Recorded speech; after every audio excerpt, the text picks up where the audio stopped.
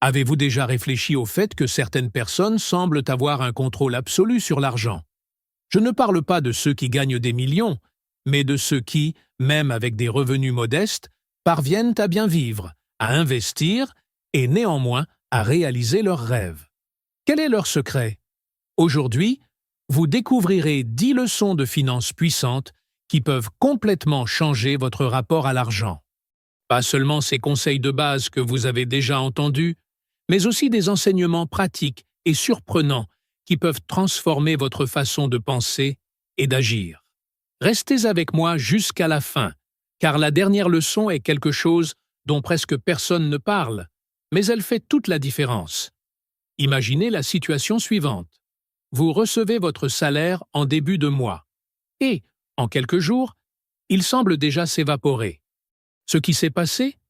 La vérité est que la plupart des gens vivent piégés dans un cycle financier dont ils ne se rendent souvent même pas compte. La première grande leçon est de comprendre que l'argent est comme une graine.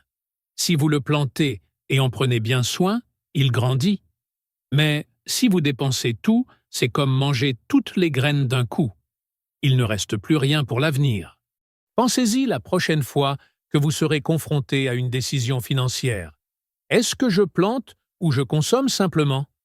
Ce petit changement de perspective pourrait être le début de quelque chose de révolutionnaire. Et savez-vous ce qui empêche réellement de nombreuses personnes de planter ces graines? C'est la conviction qu'il n'y a plus d'argent. Mais voici la deuxième leçon. Ce qui compte, ce n'est pas combien vous gagnez, mais la façon dont vous gérez ce que vous avez. Avez-vous déjà vu quelqu'un qui gagne beaucoup et qui est toujours endetté? Ou cette personne qui gagne peu, mais qui est toujours calme et peut même voyager? La différence réside dans la planification. Il ne sert à rien d'attendre de gagner plus pour commencer à s'organiser. Le secret est de prendre l'habitude de réserver une partie, même minime, pour l'avenir. Essayez ceci pendant seulement 3 mois et vous verrez comment vous pouvez créer un sentiment de contrôle sur votre vie financière. Maintenant, avant de continuer, vous êtes-vous déjà demandé comment ces conseils pourraient aider quelqu'un que vous connaissez? Partagez cette vidéo avec cette personne spéciale et aidez-la aussi à changer sa vie. Profitez-en pour aimer la vidéo, vous abonner à la chaîne et laisser votre commentaire sur ce que vous aimeriez apprendre d'autre. Et cela nous amène à la leçon suivante. Saviez-vous que l'argent se comporte de manière très similaire à l'eau? Il coule toujours partout où il trouve de l'espace. Si vous ne le dirigez pas là où vous voulez qu'il aille, il glissera simplement entre vos doigts. Cela se produit avec des dépenses inutiles, des petits achats qui semblent insignifiants, mais qui, à la fin du mois, totalisent des sommes effrayantes. Avez-vous déjà entendu parler de l'effet café? Acheter un café chaque jour peut paraître minime, mais au bout d'un an, cela pourrait représenter une somme qui pourrait servir à investir ou à réaliser un rêve. Le secret ici n'est pas de supprimer tout ce qui fait plaisir, mais d'être conscient de ses choix. Chaque dépense est comme un message que vous envoyez à votre futur moi. Je veux plus de ça. Ou ce n'est pas si important pour moi. En parlant de choix conscients, l'une des leçons les plus puissantes que j'ai apprises est que l'argent est le reflet direct de nos valeurs. Saviez-vous que les choses pour lesquelles nous dépensons en disent long sur ce que nous apprécions vraiment?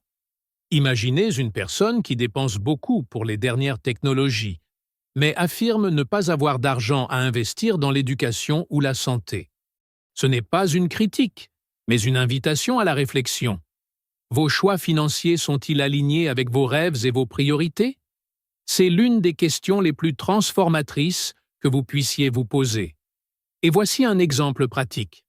J'ai rencontré une fois une personne qui rêvait de parcourir le monde. Cependant, elle a dit que cela était impossible, car elle pouvait à peine payer ses factures du mois. Nous commençons donc à analyser ensemble vos dépenses. Nous avons découvert qu'une bonne partie de son argent était consacrée à des choses qui, au fond, ne lui apportaient pas beaucoup de bonheur. Des abonnements qu'elle n'utilisait même pas, des achats impulsifs et même des frais bancaires qui pourraient être évités. Il lui a fallu un peu de planification et de discipline pour qu'en moins de 2 ans, elle puisse réaliser son rêve de visiter plusieurs pays. Cela prouve que lorsque vous définissez un objectif clair pour votre argent, cela commence à jouer en votre faveur. Si vous appréciez déjà ces cours, profitez-en pour laisser un like sur cette vidéo et vous abonner à la chaîne. Cela permet de diffuser ces idées à davantage de personnes et de créer une communauté d'apprentissage financier. Un autre point essentiel est de comprendre que toutes les dettes ne sont pas mauvaises. Certains sont en fait de puissants outils de création de richesse s'ils sont utilisés à bon escient. Pensez à une personne qui contracte un emprunt pour investir dans une entreprise ou étudier quelque chose qui augmentera ses revenus à l'avenir. C'est une dette qui peut rapporter. En revanche, les dettes à taux d'intérêt élevés, comme les cartes de crédit, sont souvent de véritables pièges. Une bonne règle de base est de toujours se demander « Cette dette m'aide-t-elle à grandir ou est-ce qu'elle me retient dans le passé ?» Et en parlant de pièges, il y en a un autre dans lequel presque tout le monde est tombé au moins une fois. Le désir d'impressionner les autres. Avez-vous déjà acheté quelque chose juste pour bien paraître aux yeux des autres? La vérité est que dépenser de l'argent pour impressionner n'apporte généralement que deux résultats: l'endettement et l'anxiété. Lorsque vous vous libérez de ce besoin, vous commencez à dépenser plus consciemment et à vous concentrer sur ce qui compte vraiment pour vous. Mais que se passe-t-il si vous avez du mal à résister à la tentation de dépenser? Il existe une technique simple et très efficace: le délai de 24 heures. Avant d'acheter quelque chose de façon impulsive, attendez un jour. Souvent, cette pause suffit pour réaliser que vous n'avez pas vraiment besoin de cet élément. C'est comme si vous vous donniez la chance de dire non à quelque chose qui n'ajouterait aucune valeur à votre vie. Maintenant, dites-moi, laquelle de ces leçons vous a fait réfléchir? Écrivez dans les commentaires et partagez vos expériences. Et bien sûr, si vous n'êtes pas encore abonné à la chaîne, c'est le moment.